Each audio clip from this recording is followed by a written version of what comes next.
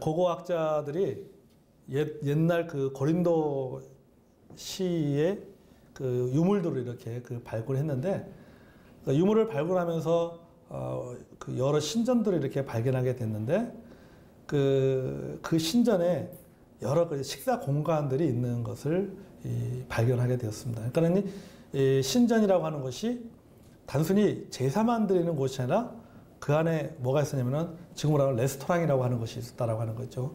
식사할 수 있는 공간들이 있었다라고 합니다. 그러니까 그곳에서는 종교 행사뿐만 아니라 뭐가 있었다는 거예요? 식사, 만찬하는 그런 장소로도 사용되어졌다라고 하는 것입니다. 따라서 그리스도는 할지라도 꼭 믿는 사람들만 사귀는 게 아니잖아요. 그러잖아요? 뭐 믿지 않는 사람들도 사귀입니다. 그래서 우리도 그렇잖아요. 우리도 여러분 꼭 우리 교회 성도들하고만 교제하는 게 아니잖아요. 그래서 절에 다니는 사람들하고도 친구 중에도 절에 다니는 친구도 있고, 뭐 전혀 우리와 믿음이 다른 종교를 갖고 있는 그런 친구를 갖고 있는 사람도 있고, 또 어떤 분들은 또 아주 그 미신에 푹 빠진, 우상에 푹 빠진 사람들을 친구로 데리고 있는, 아주 친한 친구로 데리고 있는 그리스도인들도 분명히 있을 거라는 거죠. 그러니까 이 당시에도 마찬가지입니다.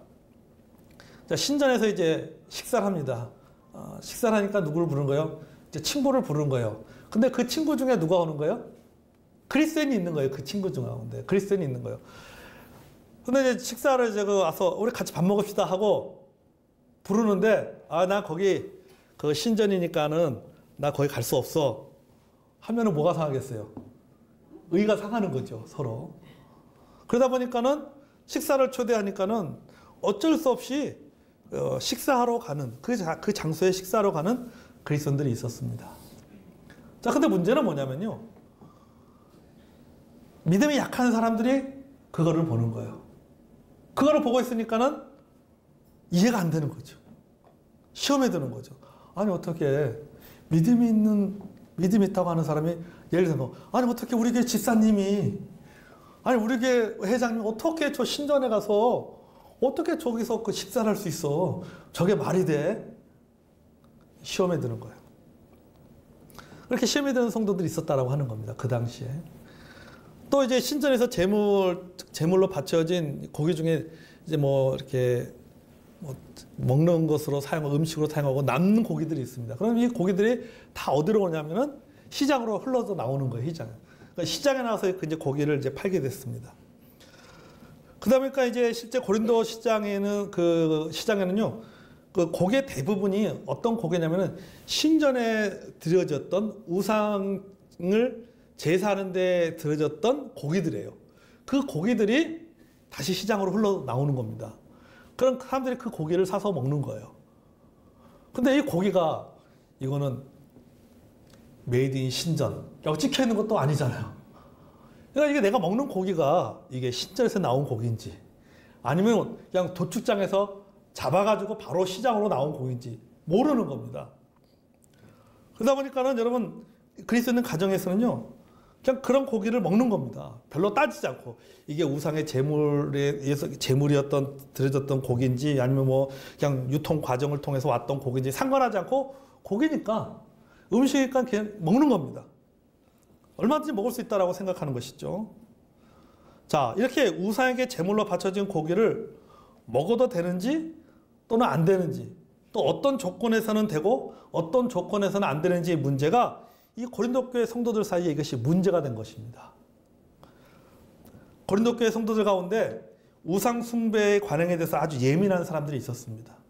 그러니까 그들은 우상에게 제물로 바쳐진 고기를 먹는 것은, 이것은 다시 옛 우상 숭배로 되돌아가는 것이다. 그래서 이거 절대 먹으면 안 된다. 절대 고기를 먹을 수 없다. 어떻든 조금이라도 우상 숭배에 관여하는 것이기 때문에, 따라서 이것은 하나님께 죄를 범하는 일이 된다라고 하는 두려움을 갖고 있었던 사람들이 있었다라고 하는 것이죠. 그래서 다른 성도들이 그런 아무런 꺼리낌 없이 고기를 먹는 것을 보면서 시험에 들 수가 있었습니다. 그리고 시험에 드는 성도들이 있었다라고 하는 것이죠. 자, 이제 사도 바울은 이 고린도 교회에 제기된 이 문제에 대해서 이제 분명한 입장을 좀 정리해야 될 필요가 있겠다. 성도들에게 이 부분에서 분명하게 좀 가르쳐야 될 필요가 있겠다라고 생각한 것입니다. 그 내용이 바로 우리가 앞에 나왔던 고린도전서 8장의 내용이에요. 그래서 바울은 먼저 뭐부터 얘기합니까? 8장 1절부터 조금 앞서는 신에 관한 지식에 대해서 이야기합니다. 그렇죠? 자, 신에 관한 지식에 대해서 얘기하는데 이 지식은 두 가지 지식을 이야기합니다. 하나는 누구에 관한 지식? 하나님에 관한 지식. 또 하나 누구에 관한 지식? 우상에 관한 지식을 이야기하는 거예요. 자, 하나님에 관한 지식은요.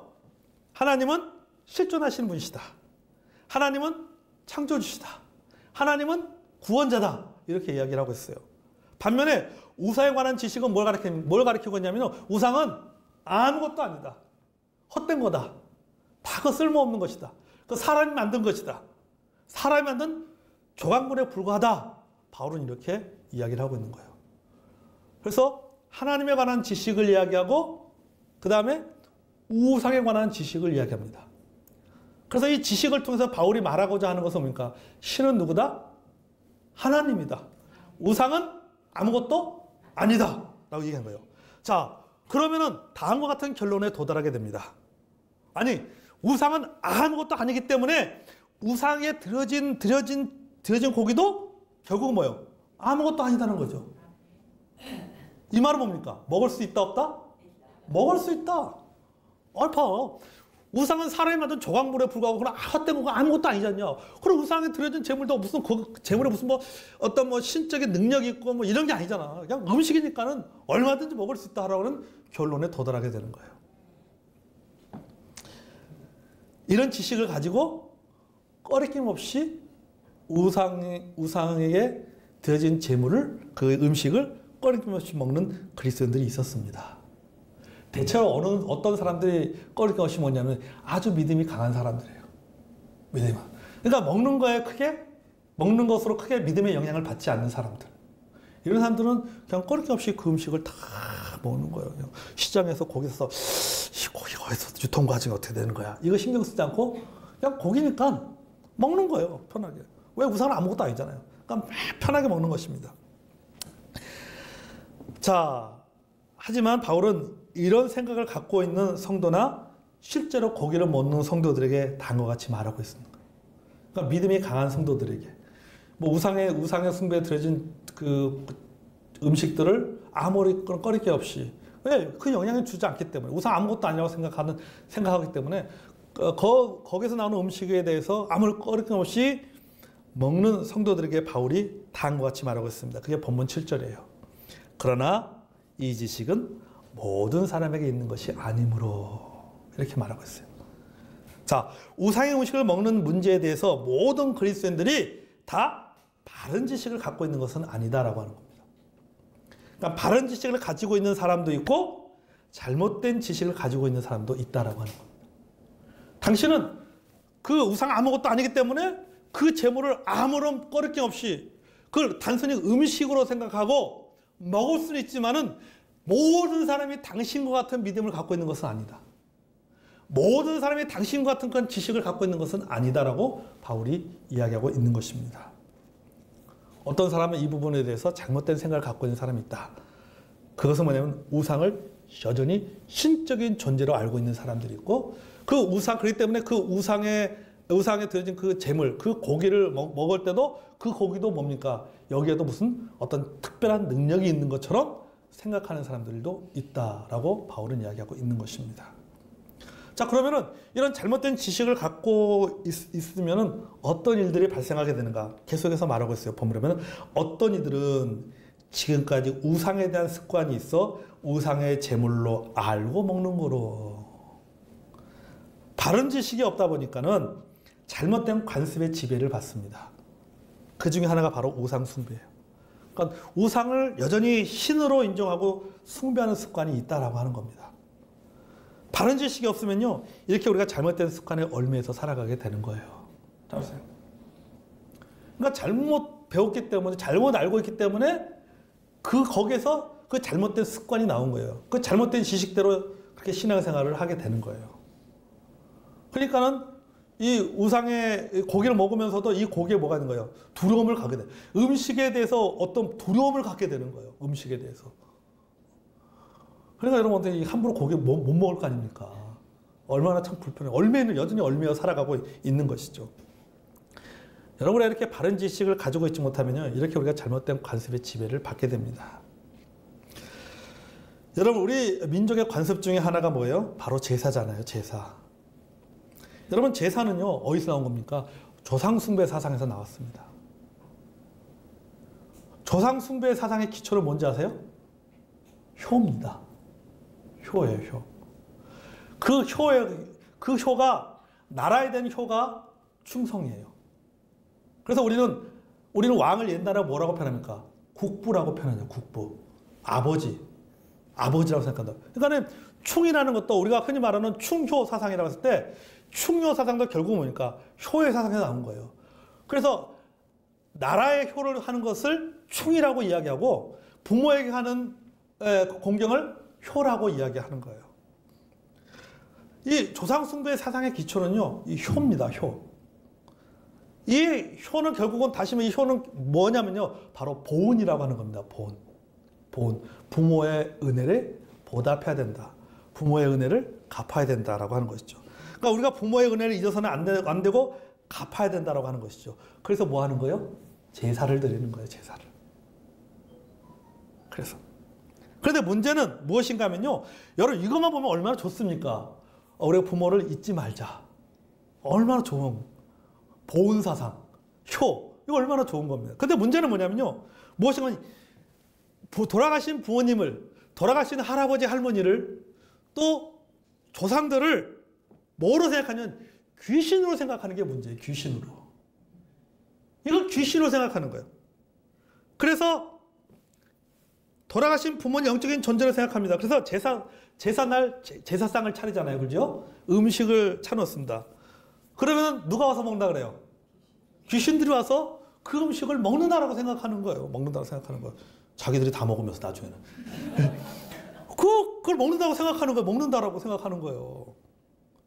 그리고 돌아가신 조상들은 후손들에게 복을 주시는 영적인 존재로 생각하는 거예요. 이게 문제예요. 그러니까 조상 숭배 사상 자체가 부모에게 효를 한다라고 하는 것은 참 좋은 의미지만 문제는 뭐냐면요, 이걸 뭐로 생각해요? 이걸 종교의 영역까지 확장을 시켜버렸다는 거죠. 우리나라 같은. 그게 문제라고 하는 거죠. 돌아가신 조상에게 잘 해야지 뭐 받는 거예요? 후손이 잘 되는 거예요. 제사를 정성스럽게 잘 드려야지 후손이 잘 되는 거예요.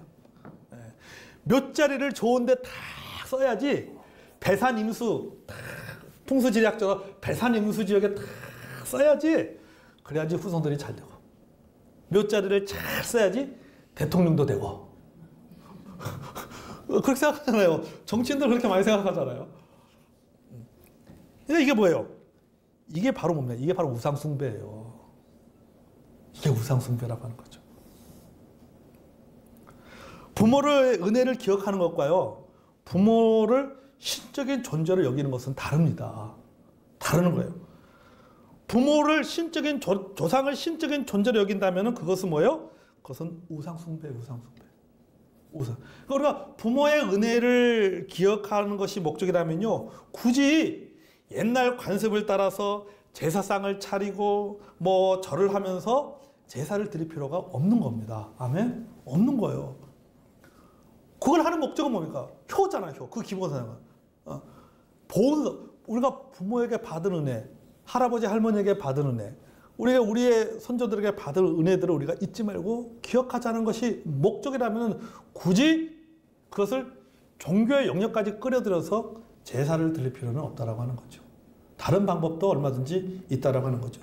그날에 차라리 가족끼리 모여서 부모님의 은혜를 기억하면서 서로 은혜를 나누고 덕담을 나누는 것이 훨씬 낫습니다. 아멘. 훨씬 그게 낫는 거예요. 훨씬 낫는 거예요.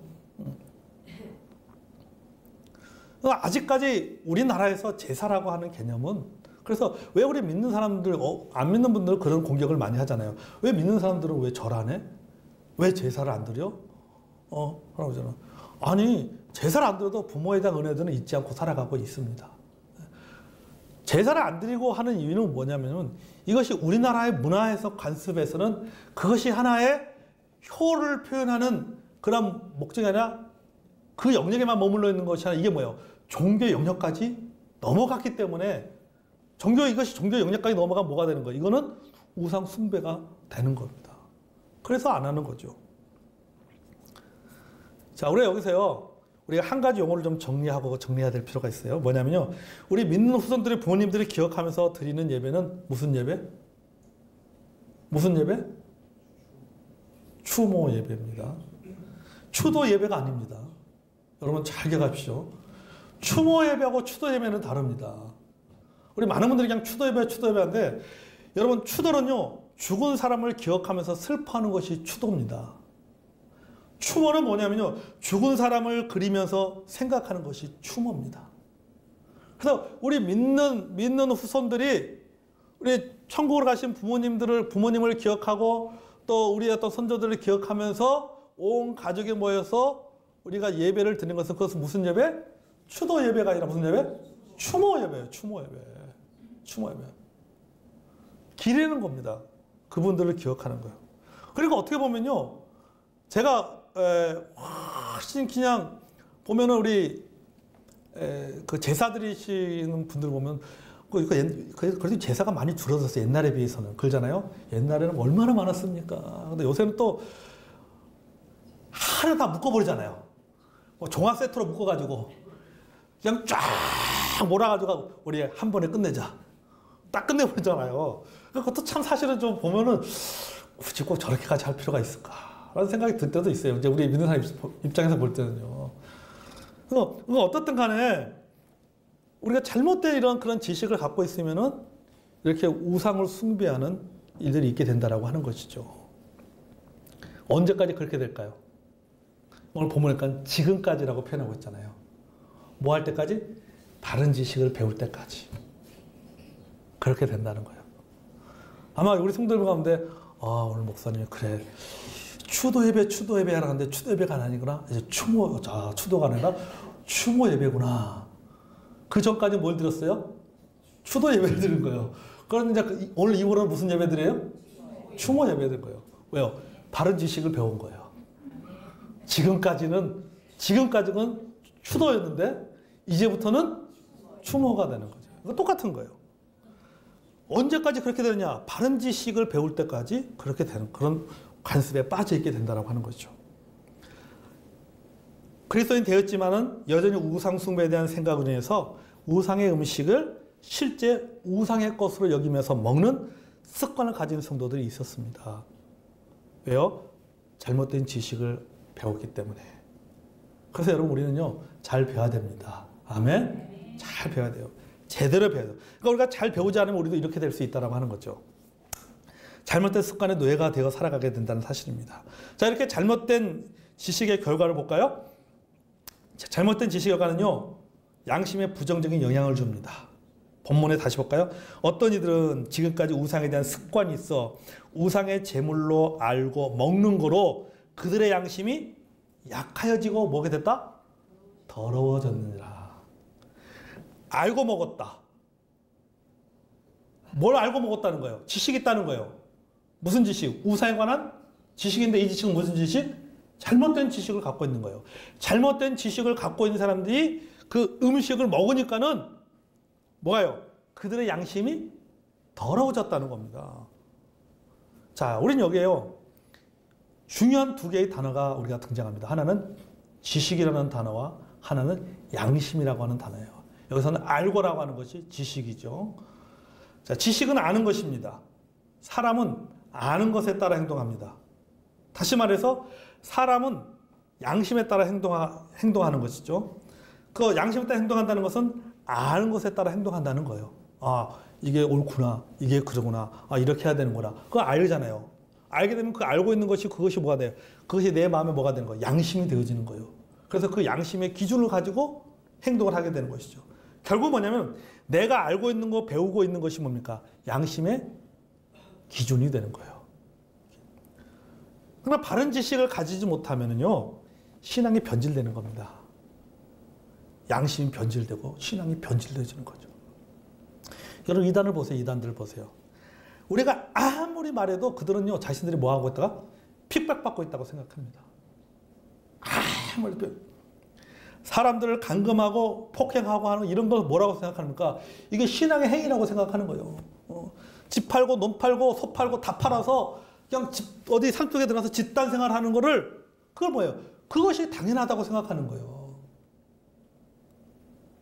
그게 올바른 신앙의 행위라고 생각하는 겁니다. 왜 그러세요? 바른 지식이 없기 때문이에요. 바른 지식. 그래서 경우에 따라서는 사람을 죽여도 죄책감을 느끼지 않는 거예요. 양심에 꺼리낌이 없는 겁니다. 여러분, 그래서요, 우리가 바르게 하는 것이 중요합니다. 아멘? 잘하는 것이 중요한 거예요. 특히 여러분, 신앙생활에서는 이것이 굉장히 중요합니다. 왜냐하면 이것은요, 삶의 총체적인 문제이기 때문에요. 이건 삶의 총체적인 문제예요. 우리가 바른 지식을 가지고 배워야 됩니다. 그래서 우리가 잘 배워야 되는 거예요. 그리고 우리가 어떻게 배워요? 우리가 제대로 배워야 돼요. 제대로.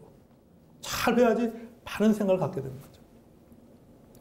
8절 볼까요? 8절. 음식은 우리를 하나님 앞에 내세우지 못하나니 우리가 먹지 않는다고 해서 더 못 사는 것도 아니고 먹는다고 해서 더 잘 사는 것도 아니다. 맞는 말이죠. 뭐 고기 먹는다고 해서 더 건강해지는 것도 아니고 먹지 않는다고 해서 굶어 죽는 것도 아니라는 거죠.